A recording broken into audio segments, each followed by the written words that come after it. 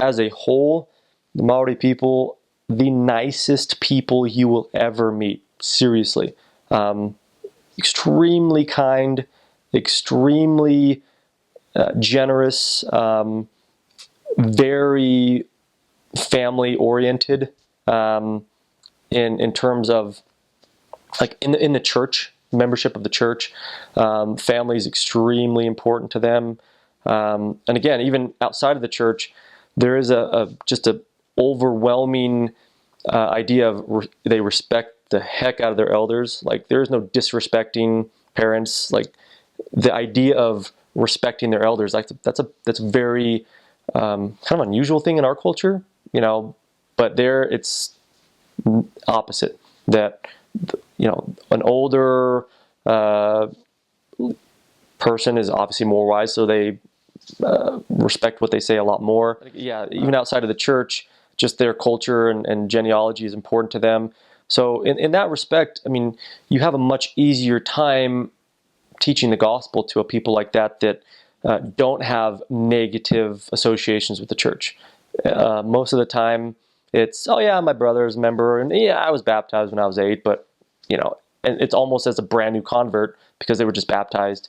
And what was really fun is in a lot of our zones, you'll have your missionaries. You'll be in, a city the size of Provo, but then for miles it's just rural farmlands, lush green areas, and so for most of my mission, you always have kind of your hub area, but then you cover outlining branches as well. Those branches are where you found some of the most faithful members you will ever see in your life. At least I have, where these are the most dedicated members I've ever come across. Where if we needed something, they were there. We needed a lift, we needed anything, they would help us out. They absolutely loved feeding the missionaries. They were fearless. And when I say fearless, it was fun to see where they would grab us and say, they would literally just go call their family to repentance and call their neighbors to repentance. I'm not exaggerating when I say that they would be like, hey, elders, you're coming over to so-and-so's house with me.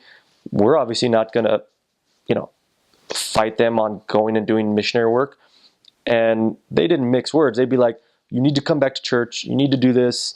And kid you not, there were times where that was inspired because that person, it was them doing that. They came back and they became really strong members of the church. After that, it was just, nobody had really just said, you need to shape up. And it was a true cry to repentance. And it was fun to see that they spoke with power. The Maori people, are incredibly, the veil is incredibly thin with them.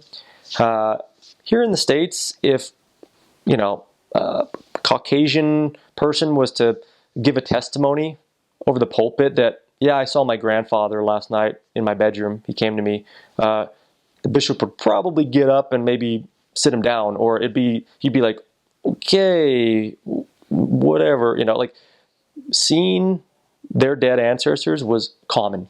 In fact, not just among members, we'd be teaching investigators who weren't members of the church that would almost apologetically be like, do you guys believe in spirits? And they feel like we're going to think they're crazy. And they're like, yeah, my grandfather or my so-and-so visits me pretty regularly. So it's, the veil is incredibly thin. Seeing visions and seeing, the gifts of the Spirit in general, incredibly common among the members there.